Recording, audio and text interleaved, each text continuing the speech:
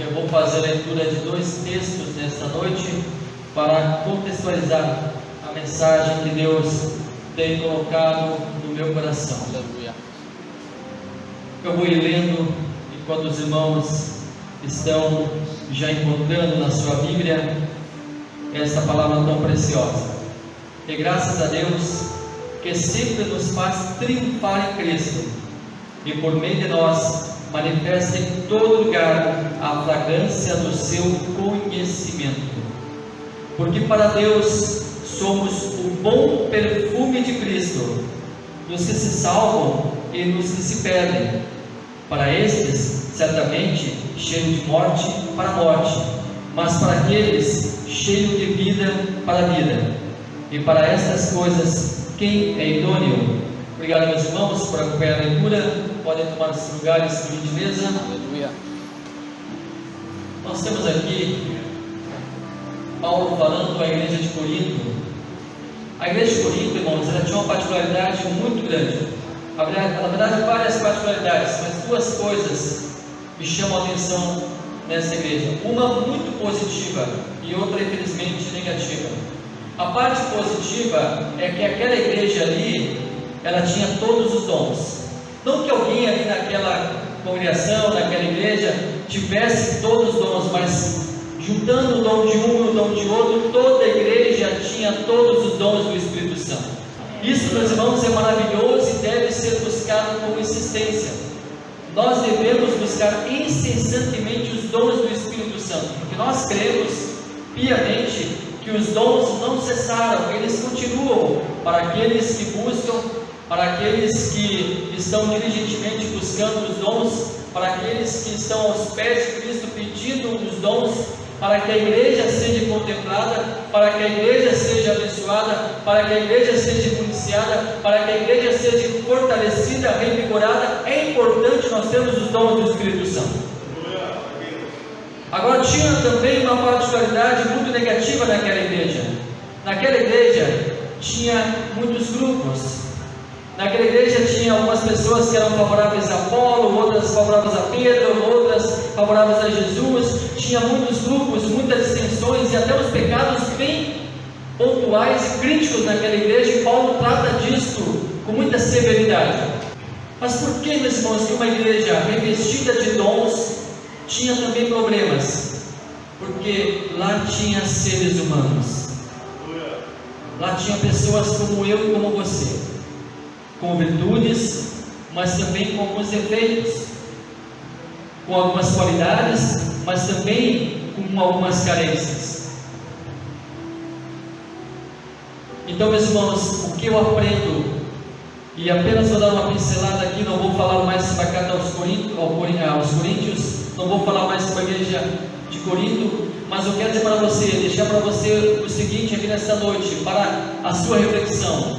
Uma igreja mesma cheia do Espírito Santo, revestida do Espírito Santo, pode ter problemas, pode ter dificuldades, mas o importante, meus amados irmãos, é que esta igreja, a despeito dos problemas, das dificuldades, das carências, ela continue buscando, continue buscando, continue buscando, continue buscando, continue buscando o Espírito Santo. Aleluia. Vai vir problemas? Sim, vai vir problemas, dificuldades sim virão, mas nós não podemos deixar, meus amados irmãos, que os problemas, que as dificuldades nos impeçam de buscar e receber os dons do Espírito Santo segundo a sua presciência, segundo a sua vontade. Paulo vai falar em uma linguagem militar. Paulo está falando aqui de perfume, de fragrância, mas Paulo aqui ele está usando uma imagem militar. A igreja de Corinto estava na Grécia, mas também tinha a sua influência romana ali, tinha a influência grega ali, e o mundo romano, o Império Romano estava ali em alta, estava governando.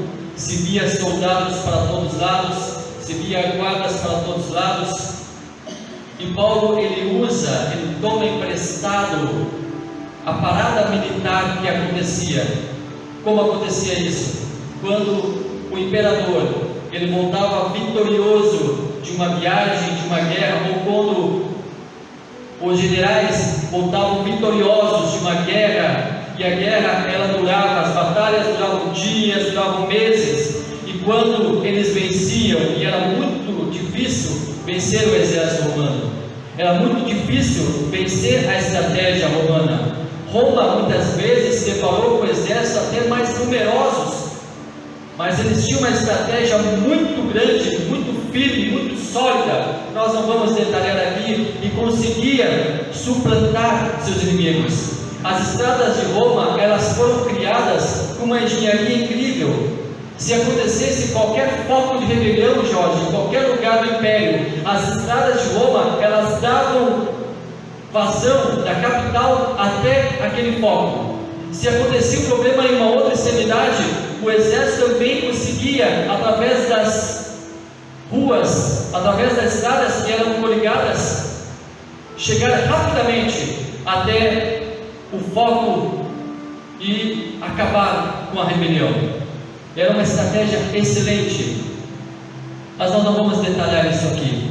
Mas quando os generais voltavam de uma guerra vitoriosos, o povo, acontecia um murmurinho do povo: olha, vem chegando os generais, eles vêm chegando de uma guerra, vem chegando de uma batalha, vem trazendo os inimigos presos, vem trazendo os escravos presos. E quando se via, entrava na cidade, muitas vezes o próprio imperador, quando ele fazia questão de, em alguns momentos, guerrear, mas geralmente eram os seus generais que o faziam, chegavam ali com cavalos brancos, montados em cavalos brancos, generais entrando na cidade com pompa e circunstância, o exército, os soldados romanos entrando nos seus cavalos, com as suas armaduras, e as pessoas felizes ovacionando. E vinham também os escravos, estes de a pé, acorrentados por mãos e pés, e vinham chegando. E uma maneira da população mostrar a sua felicidade com aquela grandiosidade do exército vitorioso era lançar perfume sobre a comitiva que estava chegando. Aquele perfume, ele era jogado sobre os soldados, ele era jogado sobre aquela comitiva, mas também aquele mesmo perfume, ele caía nos escravos. Aquele perfume, o mesmo perfume que alcançava os soldados, também chegava até os escravos. Os soldados, eles, ao sentirem aquele cheiro, aquela fragrância, ficavam felizes, porque era a vitória deles, era a alegria deles, era o contentamento deles. Eles estavam sendo coroados com aquela vitória, eles estavam sendo homenageados com aquele perfume. Mas o mesmo perfume que caía nos soldados, para os escravos, aquela fragrância era a morte, porque eles sabiam que mais adiante eles seriam mortos em praça pública, porque assim Roma mostrava para os seus adversários o que acontecia quando alguém se levantava contra o império. O mesmo perfume que fazia festa para os soldados também trazia tristeza para os escravos. Por isso que Paulo dizia: alguns cheiro de vida para a vida, para outros cheiro de morte para a morte. Essa palavra aqui não tem, Elvis, uma aplicação escatológica, mas me permitam fazer uma pequena interpretação. Quando Jesus Cristo voltar nas nuvens, quem está esperando aqui? Quem está esperando a volta do Senhor? Quando Jesus Cristo voltar nas nuvens, quando nós, digamos que daqui a 5 minutos, as trombetas comecem a soar, aleluia, nós sendo chamados para cima, através de uma metamorfose do Espírito Santo, sendo levados até as nuvens para o encontro de Jesus, os mortos em Cristo ressuscitando, isto será perfume, será vida, será uma fragrância suave, aleluia. Mas para aqueles que apostataram da fé, aqueles que negaram a Jesus, aqueles que deixaram o primeiro amor, aqueles que deixaram a comunhão da igreja, aqueles que deixaram a comunhão do Pai, para esses será fragrância de morte, de dor, de sofrimento. Enquanto a igreja vai estar no céu, glorificando e exaltando a Deus, um doce perfume no tribunal de Cristo, ao noivado, depois das bodas do Cordeiro, aqui na terra vai ser plantada a grande tribulação.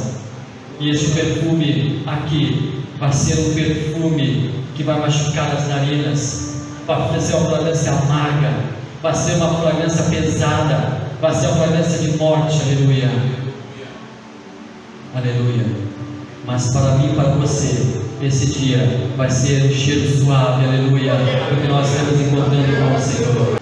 Uma outra passagem em que nós temos também um relato de perfume está lá no Evangelho de Jesus Cristo, segundo escreveu o Dr. Lucas, no capítulo 7, versículo 36 ao 38. Permita ler para você. E rogou-lhe um dos fariseus que comesse com ele, e entrando em casa do fariseu, assentou-se à mesa. E eis que uma mulher da cidade, uma pecadora, sabendo que ele estava à mesa em casa do fariseu, levou um vaso de alabastro com unguento, e estando por detrás aos seus pés, chorando, começou a regar-lhe os pés com lágrimas, enxugava-lhes com os cabelos da sua cabeça, e beijava-lhe os pés, e ungia-lhe com unguento. Aqui estava Jesus Cristo pouco antes da Páscoa, pouco antes de ser levado ao seu martírio, pouco antes de morrer. Aqui também fala de perfume.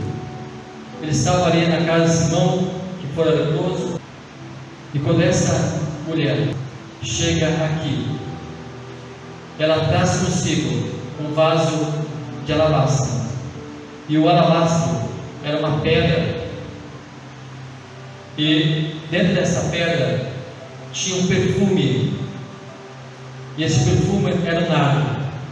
Esse perfume não existia ali em Jerusalém, ele tinha que ser importado. Era um perfume extremamente caro e raro.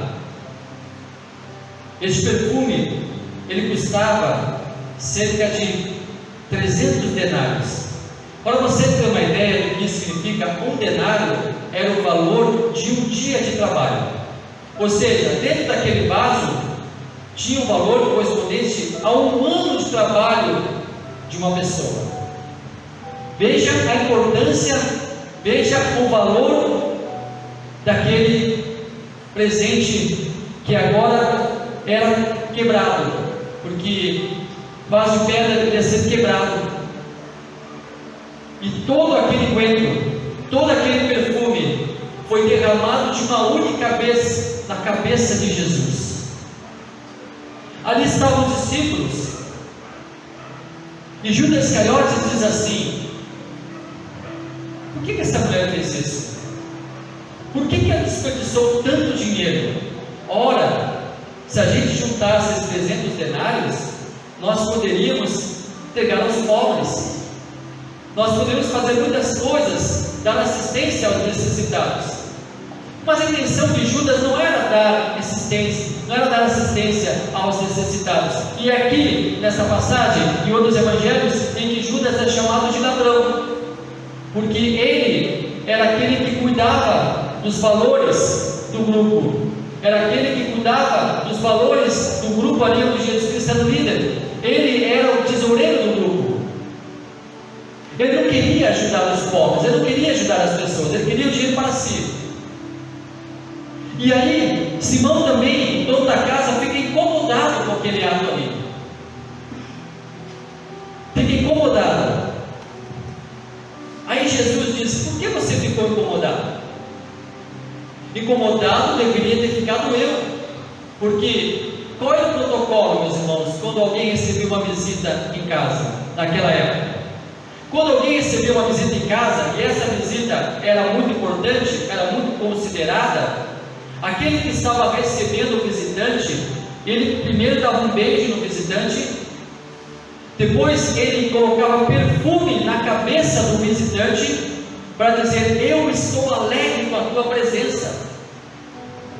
Hoje, se você chega numa casa, vão te oferecer aqui no sul um chimarrão, uma comida de chimarrão, para dizer: eu estou feliz com a tua presença aqui, eu estou contente, eu quero partilhar este momento com você. É o nosso costume gaúcho. E aí Jesus diz assim para ele: Simão, quando eu cheguei na tua casa, você não ungiu a minha cabeça, você não colocou perfume na minha cabeça, e além de colocar um perfume na cabeça da pessoa, além de dar um beijo no visitante, o dono da casa chamava um escravo seu para lavar os pés daquele que visitava. E aí os pés eram lavados pelo escravo. Deixa eu abrir aqui um parênteses. Dentro dos escravos tinha uma hierarquia, e quem lavava os pés do visitante era o escravo mais baixo, era aquele que ocupava o nível mais baixo da hierarquia. Lembre-se, Jesus, ele também lavou os pés dos seus discípulos, humilhando-se perante os seus discípulos, dizendo para eles: assim como eu lavei os pés de vocês, assim que eu vou servir a vocês, vocês devem servir uns aos outros. E assim Jesus estava dizendo para os seus discípulos: quando eu subir ao céu, quando eu for embora, quando eu for recolhido, quando eu for assunto aos céus, quando eu for lá preparar um lugar para vocês, aqui na terra, não vai ter um líder sobre os demais, vocês todos terão uma liderança compartilhada, uma governança compartilhada, vocês servirão uns aos outros.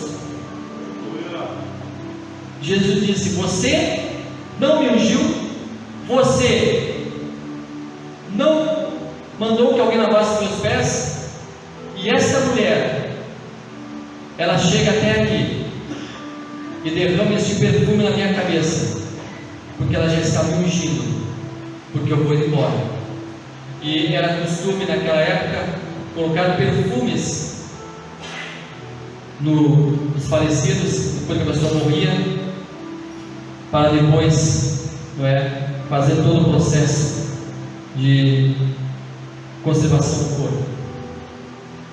Jesus estava, meus amados irmãos, recebendo daquela mulher algo muito precioso. Eu não estou falando do valor. O valor é Maria Madalena, com certeza, ela não conseguiu comprar de uma vez só aquele perfume. Ela não tinha todo aquele valor de uma vez só, não conseguiu comprar todo aquele valor, mas ela foi comprando pouco a pouco, ela foi comprando aquele perfume, gota por gota.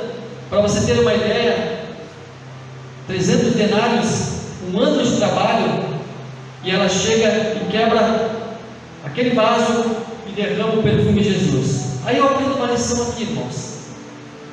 Quantas pessoas assim pensam como Judas Iscariotes, pensam como Simão, pensam como talvez outros lá que estavam compartilhando daquele banquete com Jesus, daquele jantar com Jesus? Por que desperdiçar tanto valor?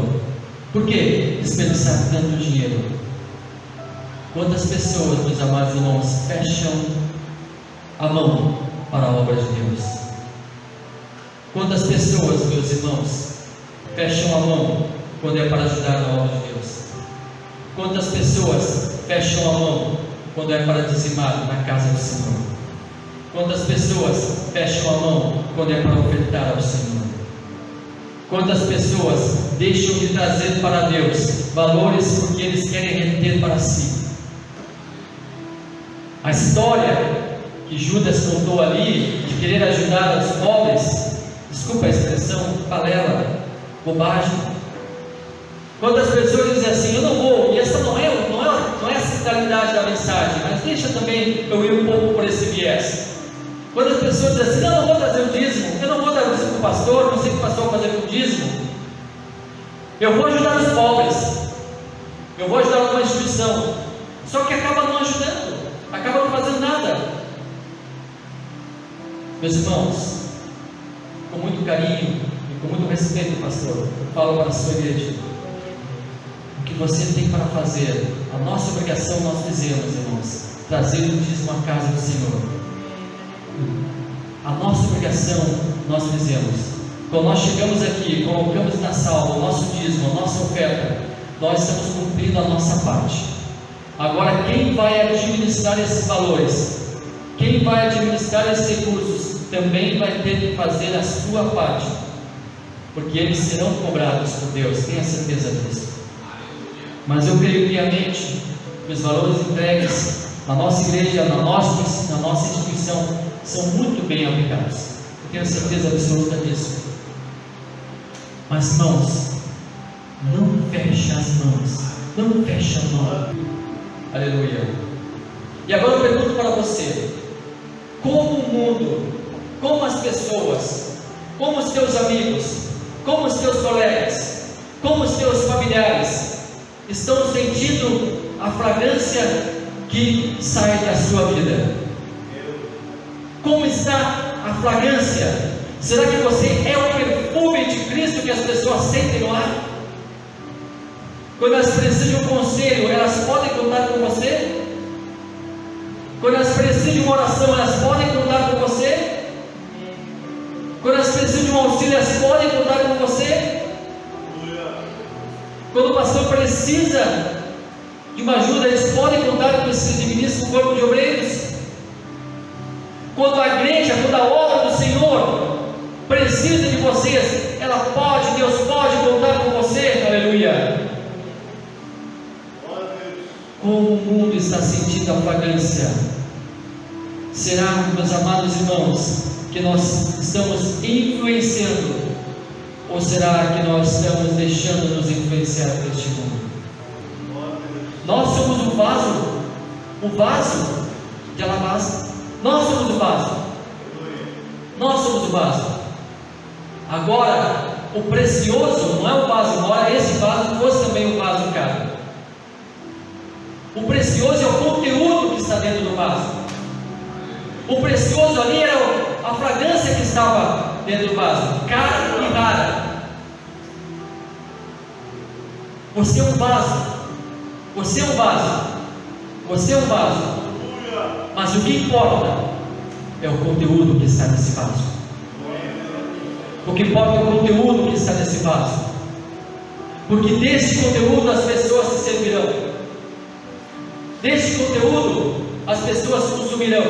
O que? A paz. Porque onde você estiver, a paz tem que reinar. A harmonia. Porque onde você estiver, a harmonia tem que reinar. O poder e a unção de Deus, porque onde você estiver, tem poder de Deus, tem graça de Deus, tem autoridade de Deus. Mas o verdadeiro adorador, ele diz: eu vou continuar adorando, eu vou continuar adorando, a despeito das dificuldades, dos problemas, eu vou continuar adorando. Quem é adorador aqui? Quem é adorador aqui? Aleluia. Quem é adorador aqui? Aleluia. A nossa adoração, meus amados irmãos, ela é individual. Nós estamos trabalhando nesse trimestre na escola bíblica, nós estamos trabalhando sobre avivamento. O avivamento ele pode acontecer de uma forma coletiva, mas também ele acontece de forma individual. E a lição desta semana é o avivamento particular, o avivamento pessoal. E você pode ser uma fagulha que vai ajudar a queimar uma fogueira. Você pode ser uma brasa que pode incendiar. Você é perfume de Cristo. Sabe qual o perfume que o mundo enxerga em nós? Perfume de morte. Quem não se converter, quem não buscar, esse perfume é perfume de morte, é perfume de condenação, é perfume de flagelo. Mas quem se converter, quem aceitar a Jesus, quem dizer eu quero também, quem disser eu vou também participar desse exército, eu vou também participar deste povo, eu vou também participar dessa comunidade, eu vou me lembrar dessa igreja, eu vou servir a Cristo. Aí esse perfume é perfume de vida, aleluia. É perfume de vida, aleluia. Então fica tranquilo, fica tranquila. Nem todos vão aceitar a tua mensagem, nem todos vão aceitar os teus conselhos, nem todos vão aceitar, aleluia, você falando, mas fala com carinho, com respeito, com ousadia, fala, não deixa de falar, não deixa de falar, não deixa de testemunhar.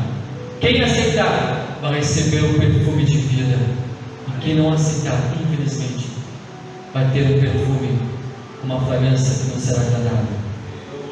Mas nesta igreja aqui, nesta comunidade aqui, nós temos pessoas que exalam o perfume de Cristo. Só quem exala o perfume de Cristo fica em pé agora.